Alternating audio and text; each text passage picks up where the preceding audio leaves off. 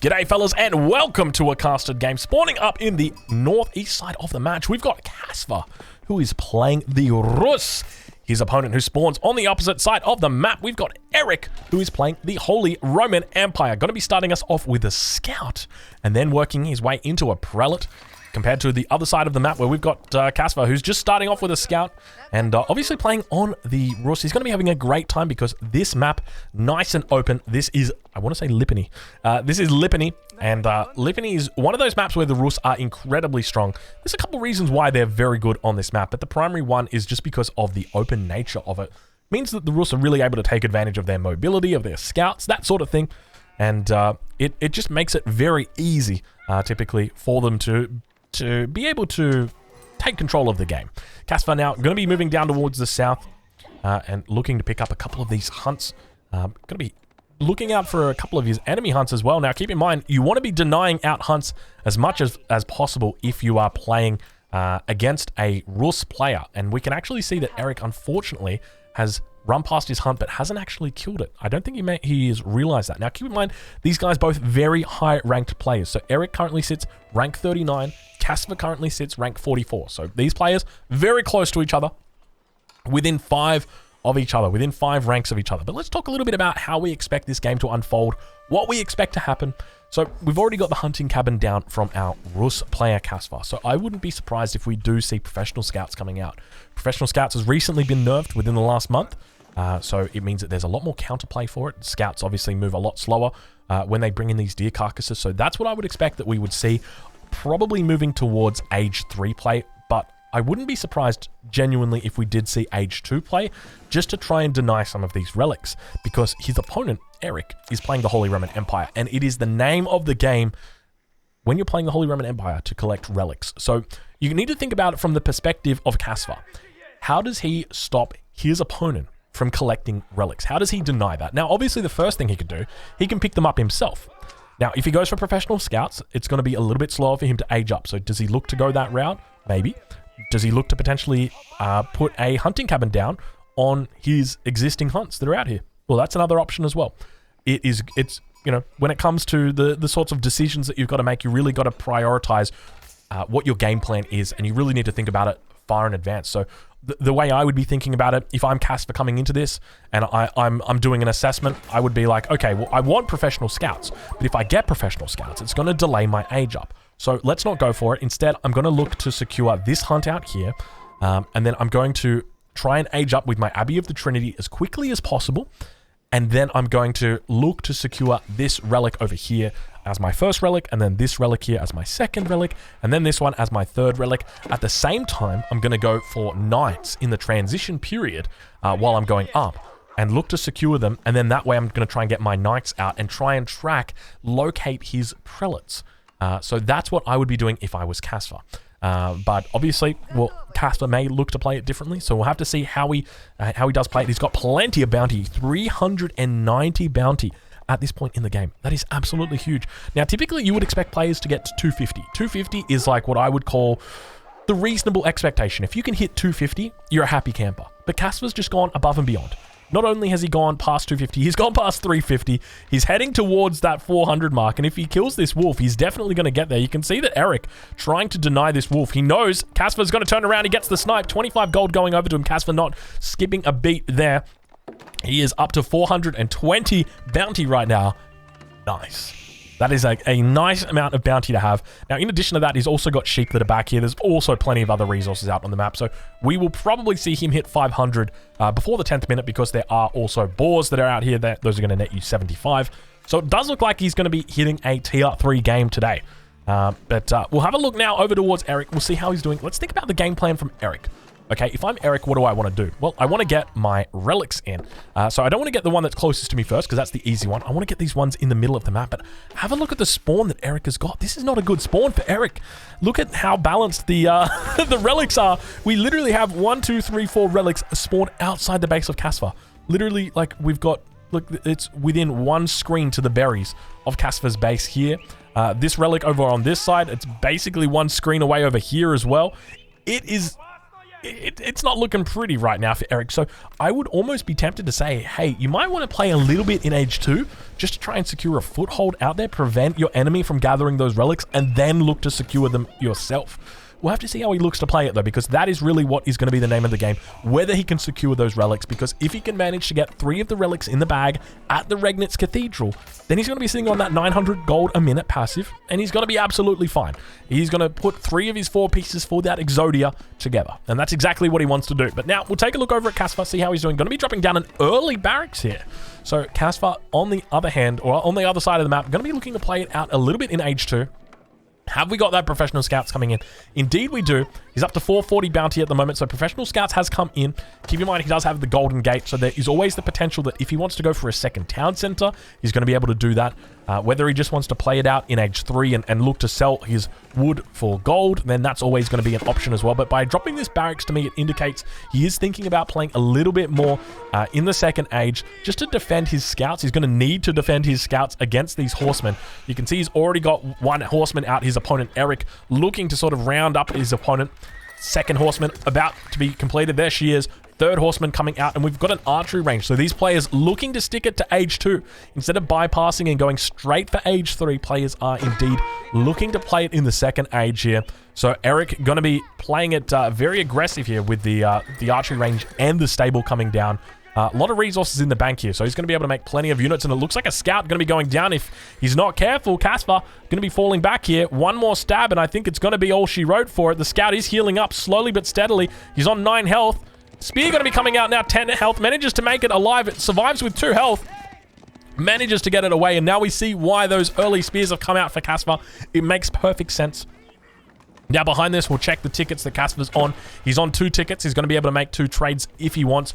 Not a lot of food in the bank at the moment, but that is to be expected. He's yet to pull in those hunts, and now you can see those scouts beginning to do that. He's got 7 scouts out and about at the moment. No stable down for him. He is able to make his scouts from the hunting cabin, and that's where he's going to be getting them all in, and you can see them now coming in extra slow. Archers now also going to be coming out, but these spears are designed just to protect these scouts. This initial run was all he needed to protect, because if Eric had come in and Eric had denied this, it would have been absolutely terrible for Caspar, because it would have meant that he would have had no safe form of food. But now we see Caspar beginning to adapt. We see that he spots out the archer from his opponent early on in the game, and so he says, well, that means I'm going to have to drop down a stable.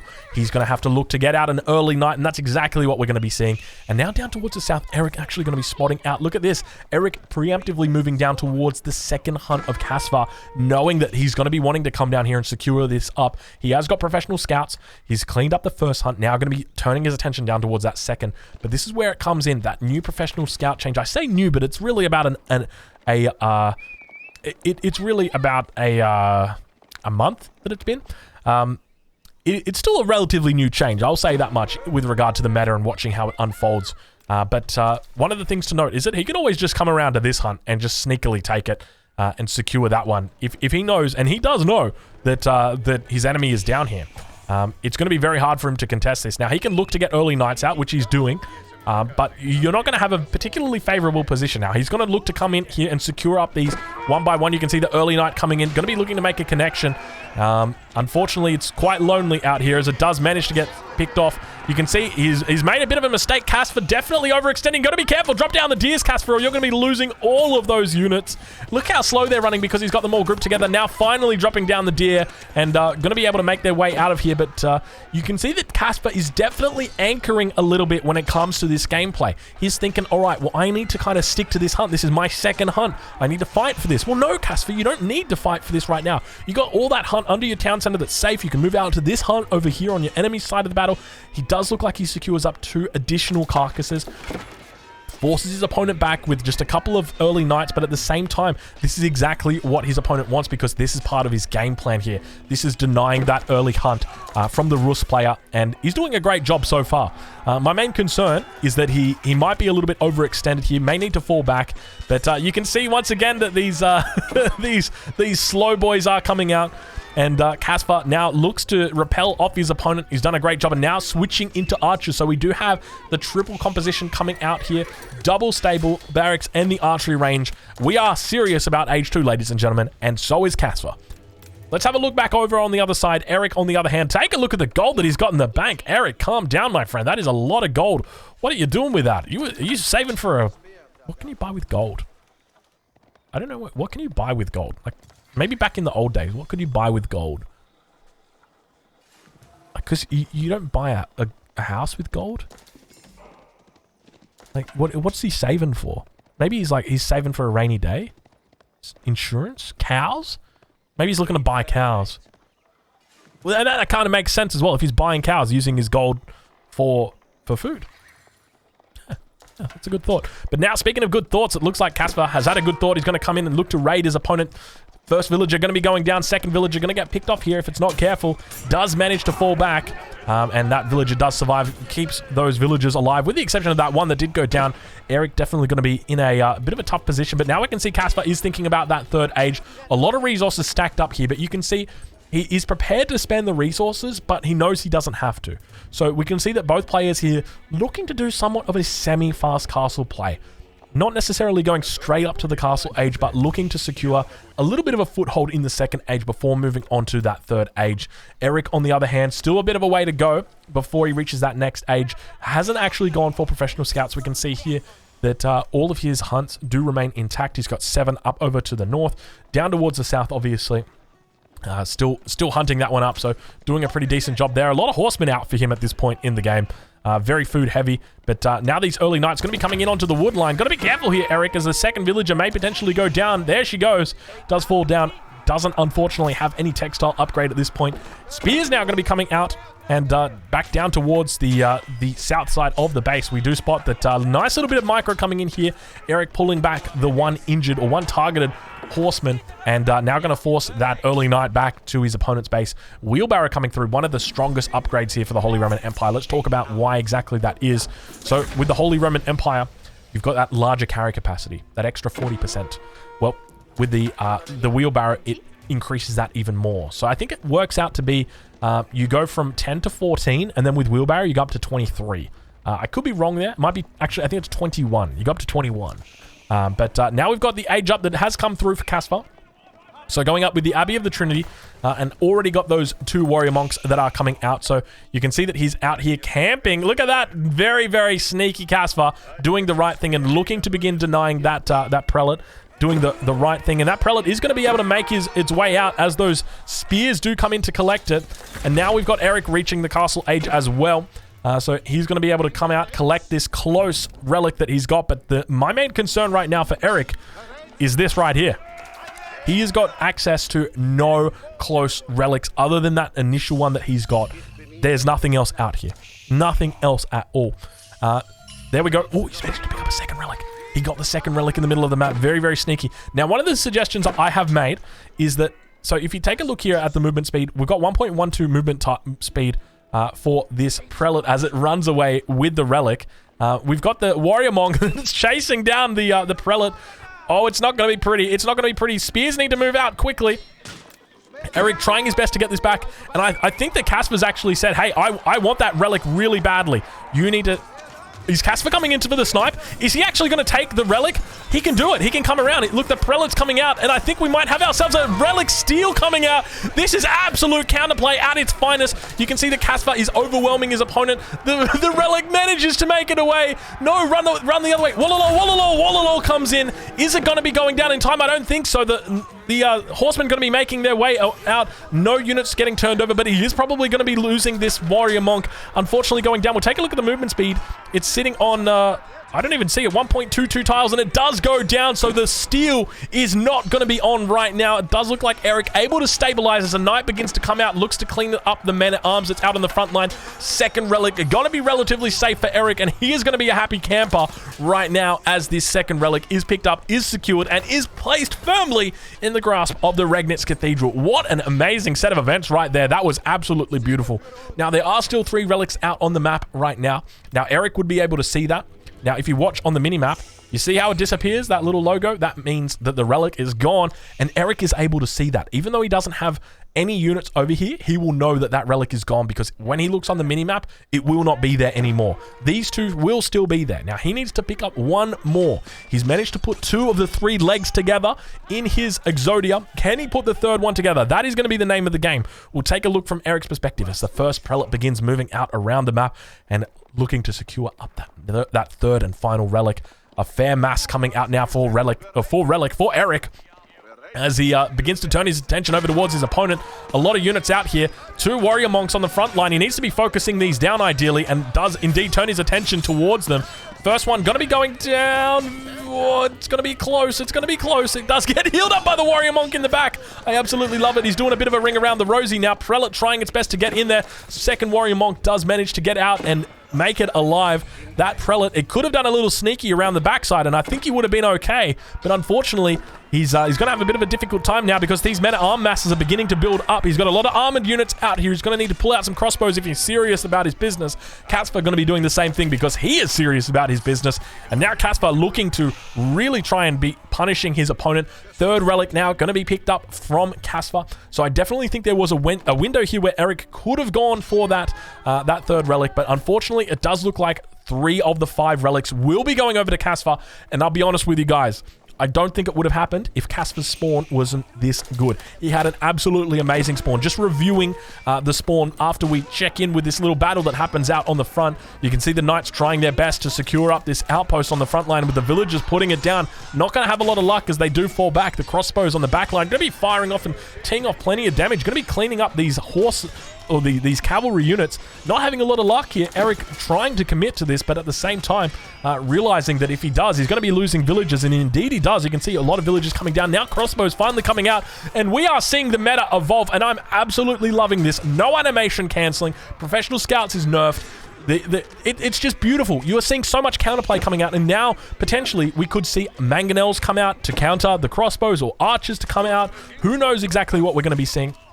But just to talk about, just to go back over the relic spawns on this map. So our first relic was down here to the south of the base of Casper. The second relic a little bit closer to the middle of the map. Where was she? She was somewhere around here. There she was. That was the second one. In the middle, but still closer to Casper. 3rd relic up towards the north of Casper's base. And 4th relic was up again outside Casper's base. 5th relic was indeed outside Eric's base right here. But unfortunately for him, he only manages to pick up 2. But I tell you what, that's pretty good considering the spawn. Typically, you would expect, you know, if you can get 2 relics out of 3, it's not too bad. If you can get 3 out of 3, well, you shouldn't you shouldn't lose the game. That's really how it feels with the Regnants. Wall's going to be coming down now for Eric. He is looking to secure up the western side of his base, or the map. Got plenty of interesting decisions coming out here. So the fact that he's gone for this front berries here, there's also these berries here that he hasn't opted for. He's just gone for the ones that are right in the middle of the map. He's going to put on the sprinkled emplacement on the outpost. I guess that's one good use of this outpost. So, you know, if you think about this outpost out here, right? If you were to place a mill here and an outpost here, well, the outpost isn't really going to get used a lot. Sure, it provides line of sight, and if you put a sprinkled on it, you know, it might get a shot eventually. Whereas this outpost in the middle of the map that's protecting these berries, think about how many shots of this sprinkled are going to go off. It's going to be an awful lot, I can tell you that much. But now up towards the north, it looks like a little bit of a battle going to be ensuing. I say a little bit, wasn't too much at all, as we see the warrior monk just laying on the ground dead, as Eric looks to neutralize this sacred site up towards the north. 2 sacred sites down to the south yet to be taken just yet, and we do have a second town center getting dropped down here from Casper. He has decided that he's in this game for the long haul. And we can see the massive crossbows beginning to build up, 15 crossbows. And this is where I start talking a little bit more about the importance of mangonels, because the mangonel is really the equalizer when it comes to the crossbow masses. So even just, you know, 1 or 2 mangonels is what are going to make the difference here. So we'll have to have a look and see whether Eric looks to pull out some siege of his own, or not some siege of his own, but just some siege full stop. As his opponent continues to add crossbows down towards the south. It looks like we've got villagers trying their best to get inside. Unfortunately, don't make it. And now the second... don't you hate to see that? So the AI going, well, I need to finish off that building that's not yet constructed outside the wall. Let me just go do that. And then it dies. Unfortunate. But we'll continue watching, we'll continue waiting, and we'll continue seeing exactly how these players continue to unfold. And a lot of Lancers or Knights coming out now. 7 Lancers out on the field. Look at the crossbow mass beginning to build as we enter into the cinematic mode and see the crossbows firing upon the crossbows. A lot of spears out here on the front line as well. Going to be able to provide a nice little meat shield here, but you can see just how effective these crossbows are as they continue to fire across. And I would expect that as we see crossbows become a more and more meta unit, that we will see the French begin to rise up once again, because as you guys do know, the Arbalètrier, the unique crossbow for the French, one of the best crossbows, not one of the best crossbow in the game, an absolute menace to deal with. And I really wouldn't be surprised if we start to see the French begin to make a resurgence just because of how strong their unique crossbow is. Nice little raid coming in at the north here. Not sure how much damage was done. Knight going to be going down there, so he does manage to clean that one up. And now we've got attacks all over the map that are happening as the spears look to try and chase down these crossbows. Crossbows on the back line, fighting up against the Knights, and you can see that outpost continuing to provide cover fire here, doing a great job. Now keep in mind that Springald still is an unnerfed Springald. This bad boy does 60 damage. Okay, so it still does a lot of damage. Now down towards the south, Sacred Site going to get captured up. Still that Sacred Site to the north has been neutralized, and at this point in the game, it's looking relatively even. Caspar is outscaling his opponent. He's got the second town center down, but he is under constant attack here, and there's definitely a window for his opponent. So we'll have a look at the villager count. So we've got 79 and 21 versus 53 and 16. So Caspar definitely ahead at this point in time. I'm going to take a quick sip of my coffee. My voice is running a little bit raspy. Give me a second here. Oh, there we go. All right, feeling a lot better now. That is much better. So, yeah, down towards the south, that Sacred Site going over almost certainly to Caspar at this point. Caspar in a much better position. Obviously, he's had the second town center for some time. He's managed to deny that third relic from his opponent. And it means that he's able to sort of secure this window that he's got. And it means that he's able to translate that through to a late game without any risk of death. That's the big thing. Okay, because as the Rus, you want to play the late game. You're in my opinion, you are the strongest late game civilization there is. Full stop. No returns, no backsies, no nothing. They are the best. And there's a couple reasons why, and we can talk about that if we get to that. But for the moment, getting to that is the hard part. Now, he has secured that in that he's got the 2 town centers. So that is secured. And he's managed to secure up getting there by maintaining this mass of crossbows that he's continued to have.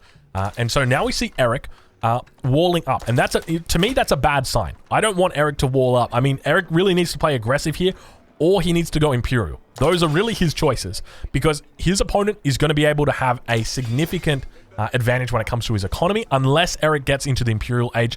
As you guys know, Palace of Swabia is in the Imperial Age. If he can manage to secure Imperial Age with Palace of Swabia and not die, he's going to be in a great spot.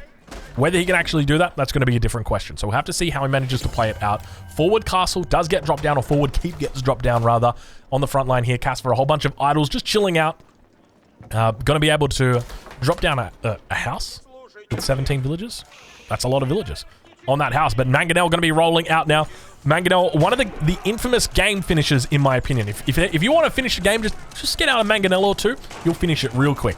But I wouldn't be surprised if we actually see him look to hide this Mangonel in here if he can take out this outpost. It doesn't look like he's going to be able to take it out at this point. Does actually spot the Mangonel out through the line of sight on the keep, because the keep is firing off those arrows.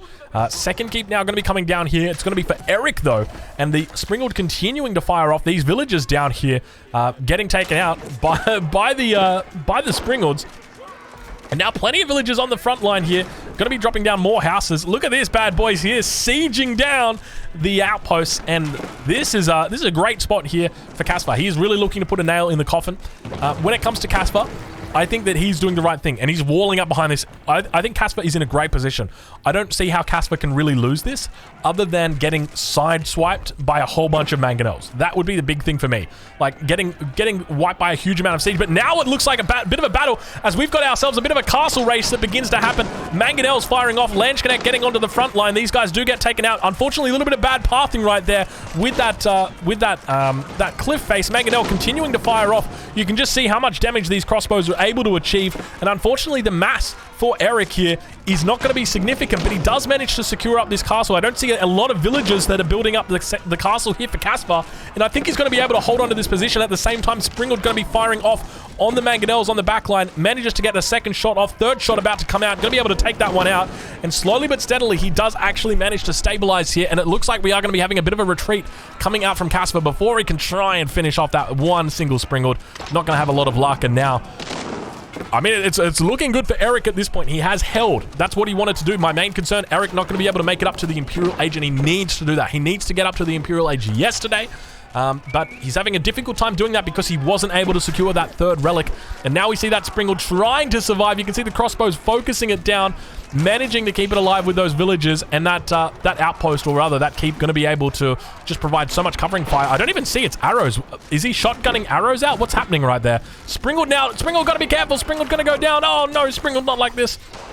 Springald does go down. Looks like 2 mangonels back here. No villagers have been pulled up just yet. I say that, but as 17 villagers walk in and decide, hey, it's time for me to make an attendance, and indeed they do make that attendance. But yeah, at this point, it definitely seems like Cassva is only minutes away, even seconds away from victory. But it looks like Eric is holding on.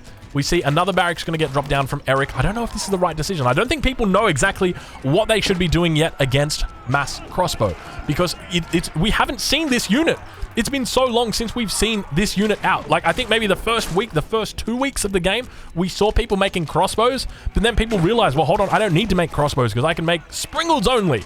And then that was what they made it. That was what they made. So I think that at this point, like, Eric is still kind of scratching his head and he's like, well, what should I even make in this position? Because he's making crossbows and I got no idea. So if you're wondering that same question, good news. I'm here to help. Number 1, mangonels. Number 2, horsemen. Number 3, I don't know. Technically archers. But you got to be very careful with archers. So if I was in his position, what would I be making? You could do a big horseman swing, but you got to remember that gold is your friend as the HRE. And if you're not making gold units, you're going to have a bad time. So I think, like, if you can do a mix of Lance Connect, horseman, Springald, you're looking pretty good. I think this is the right response. I don't want to see men-at-arm out, though. No men-at-arm, just these Lance Connect together with the horsemen running in. Need to get those upgrades as well. Really, really important to get the attack upgrades in this situation. It's going to give you a lot better thresholds. So as long as he's able to run in there, get a good connection, and take out the... he needs to take out the mangonels before he engages. That's really key, because one mangonel shot into the Lance Connects, and they're all dead. They are all dead. These guys have got 80 health. These guys, like, a gentle breeze will knock these guys over. Like, I was walking down the street yesterday. There were 3 Lance Connects that were across me. I waved to them. I sneezed. They all fell down. It was terrible. So watch out with your Lance Connect. They are very fragile. But I'm loving this from Eric. This is a great play. Now, keep in mind, he's doing this all out of line of sight. So behind this, I mean, Cassva is just sort of, I'm just going to keep making crossbow. You can see him adding it. He's on 33 crossbow. He's continuing to add crossbow. Look at this. We've got 3 archery ranges, every single one of them just making crossbow, because he's like, well, it works. I mean, I've been making crossbows all game, and I'm winning, so I'm just going to keep making crossbows. Well, little does he know is that Lance Connect and horsemen are coming in. Now, this is a little bit concerning. I don't like this at all. You've shown your hand. So now that you've shown your hand, now that your enemy knows, oh, well, there's a whole bunch of horsemen out, what's the immediate response from Cassva? We take a look. We're going to start to see, any second, surely, we should start to see a whole bunch of barracks drop down and spears be the option that he goes for. And now it looks like he's gonna attempt to go for a raid here. Cassva manages to take out one Springald, so a very high value target gets hit there. Keep in mind, Springalds were nerfed. Their cost was increased. So if we take a look at the Siege Workshop, wherever it is, up here towards the north, you can see that the Springald is 250. So that is an expensive unit to lose just like that in that little run by. But speaking of run by, 2 sacred sites now picked up and secured for Cassva. 3rd sacred site up towards the north about to get secured as well. It's all walled off, all nice and safe. Still these boars, speaking of safe, these boars still roaming about on the map. He could be sitting in tier 3 if he wanted, but not going to be able to. Going to be losing a keep there, unfortunately. So Cassva managing to secure up his presence in this position. with these trebuchets on the backline, and now looking to get a third keep down. So really doing a great job. And we got ourselves a bit of a horseman raid back towards the base of Casper. He's trying his best to do a bit of a distraction. And I got to say, I disagree with this. I don't think this is the right play to make at this point in time. If you're going to be going for raids, don't use horsemen. Horsemen are one of the worst raiders in the game. A single knight will do. One knight will do the same amount of work as 55 horsemen. I've done the math. Trust me. Can you imagine that? Like one knight killing the same amount of villagers as like 55 horsemen. Horsemen are incredibly quick. You do need to react to this, but they're just not going to be getting the same amount of kills as those of those knights. And now towards the front, take a look at this. A line of sight comes up. The wooden fortress going to be doing plenty of work in providing line of sight and slowly eating away at the base of Eric. Eric having a bit of a tough time now. We'll take a look at the villager count, see where he's at. 107 villagers versus the 57 of Eric. Now, keep in mind, Eric obviously has those double relics, but at the end of the day, it's really not going to be a lot when you compare where we are at the game. We're at the 30-minute mark right now. And now up towards the north, it looks like another attack going to be happening up here. Plenty of wooden fortresses out here for these villagers to actually take shelter. But Eric has more to worry about, and that's the front line. I don't know how Eric is going to break this. And this is part of what makes the Rus so strong. They're incredibly good at fighting around their castles. So their castle pushes, exactly with what we're having right here, it's so hard to deal with this. When you get things like the castle together with Streltsy, a whole bunch of Springalds in there as well, it's going to be incredibly difficult for you to sort of overwhelm that. He's trying his best. He's trying his best. Where's the military for him at this point? I mean, he's done a lot of raids. So big raids have come in back here. Bit of a nice little push coming out here as well. So he's got a nice little infantry mix that's coming out. He's playing the Holy Roman Empire, so it makes sense to be doing these infantry mixes. He's got a lot back here. But my main concern is that there's just no horsemen. Those horsemen are really what do the damage. It's incredibly important to have them because they give you that option to surround. But this is just going to be so difficult to deal with. You can see the counter trebuchets now coming out as well for Casper. Looking very AoE 2-esque at this point. I will say that much. The trebuchets plus the keeps plus all the villagers healing at the same time. I feel like I'm kind of watching an AoE 2 game at this point. And I'm going to be honest. I like that. I like the methodical play style that Casper is bringing here. It really makes a lot of sense. But now that keep up towards the north, not going to be successful. Does get cancelled. Sacred Site wasn't actually captured here, and a little bit of a push coming through up towards this northern position. Now, what have we got from his opponent out? He's going to go for a keep and look to secure this up. This is really Age of Empires 2-esque, because this is exactly what you do in AoE 2. You got a whole bunch of farms here. Yeah, I'm just going to throw a castle down on top of it. Why the heck not? Smart moves coming out from him.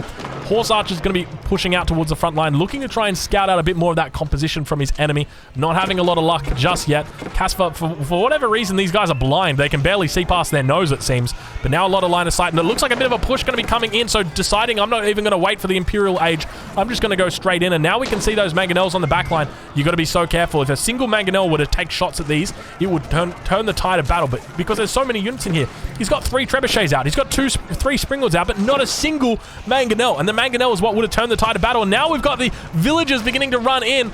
We're getting hit in the face or hit in the camera right now as those trebuchets continue unfolding. 1 of those Springalds goes down. 2 of those Springalds go down. 3 of the Springalds goes down. The villagers doing absolute work on the front line here. Not just putting down keeps, not just putting down wooden fortresses, but putting down absolute work as they take out those 3 Springalds. And it really looks like Casper is absolutely dominating this game. I can't imagine a way that Eric is going to be able to walk his way back into this one. He's trying his best. You can see him getting raids back up here. But to me, it would have just been so much more useful had these veteran horsemen actually been in the fight. 20 horsemen in on top of this bad boy, they would just be melting this. But I feel like at this point, it's too far gone, and Casper is just going to be, look at it, what is going on right now? He's doing the marathon. Someone call Casper, let him know, and it looks like we've got a tap out right there. Eric saying, good game, well played. I can't do it no more, and I'll catch you guys in the next one. Well, that's what Eric said. I'm going to say something similar. So, fellas, I hope you guys enjoyed this cast. Casper was an absolute beast. We'll take a quick look at the statistics and just show exactly what the timelines are. We can see up towards the end of the game just how much his villager lead really broke out there. Same thing for the military count. Look at the end there. It's the Mangonels that make the difference, baby. Fellas, I hope you guys enjoyed this cast. I'll catch you guys in the next one. Thank you so much for watching.